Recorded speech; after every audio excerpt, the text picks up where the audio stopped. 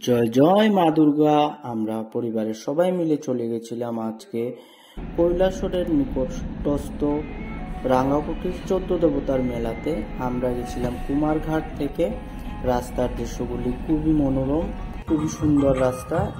আমরা কৈলাসর দিয়ে যাচ্ছি। এখানে কৈলাসরের যে মন্দির আছে তাও আছে। আমরা সবাই মিলে গেছিলাম মেলাতে। রায়ানও গেছিল। মেলাটা অনেক প্রাচীন মেলা। এখানে অনেক বছর ধরেই পুজো এবং অর্চনা হয়। মাঘী পূর্ণিমার দিনে অনুষ্ঠিত হয় এই মেলা। অনেক হাজার হাজার শত শত ভক্তেরা এখানে আসেন, পুজো দেন, মন্নত রাখেন এবং এখানে 14 জন দেবতার স্থান এখানে আছে মন্দিরের ভিতরে। আপনারা দেখতে পাচ্ছেন মন্দির। রায়ান গেছিল। রায়ান অনেক পোস্ট দিয়ে আছে। এখানে দেখুন আমাদের হিন্দু ধর্মের অনেক দেবী দেবতা যাদের আশীর্বাদে আমরা আছি, ভালো করে থাকি। অনেক অনেক দর্শনার্থী এখানে এসেছিলেন। এখানে একটা অনেক প্রাচীন একটা বট বৃক্ষ আছে, যার মধ্যে মানুষ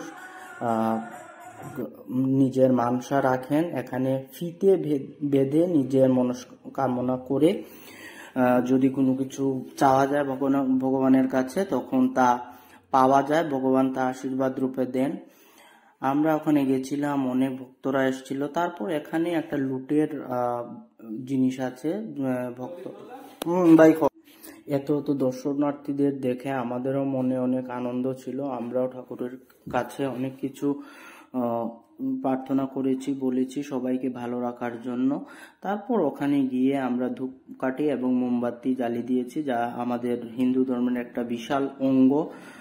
তারপর আমরা ওখানে প্রসাদ খেয়েছি। রায়না খেয়েছে। ওখানে কিনেও নিয়েছিলাম প্রসাদ, কিন্তু মাটিতে বসে খাওয়ার একটা আনন্দই সবার সাথে অনেক ভালো লাগে। তারপর মেলাতে আমরা একটু সময় ঘুরেছি। প্রচুর স্টল এসেছিল, অনেক জায়গা থেকে স্টলগুলো এসেছিল। রায়ান আবার মধ্যে একটু ফুচকা খেয়ে নিয়েছিল। ওর ফুচকা খুব ফেভারিট। এবং একটা স্পেশাল জিনিস দেখাচ্ছি আপনাদের। আমরা যে রাস্তা দিয়ে গিয়েছি বা এসেছি, তার পাশে যে কাটাতারের বেড়াগুলি দেখছেন, ওদিকে কিন্তু বাংলাদেশ। তো এটা একটা সীমান্তবর্তী এলাকা, বাংলাদেশের একদম সাইডে। ওই পাশেই দেখতে পারবেন বাংলাদেশ। এবং লাস্টে 14 দেবতার ফটো আপনাকে দেখাচ্ছি।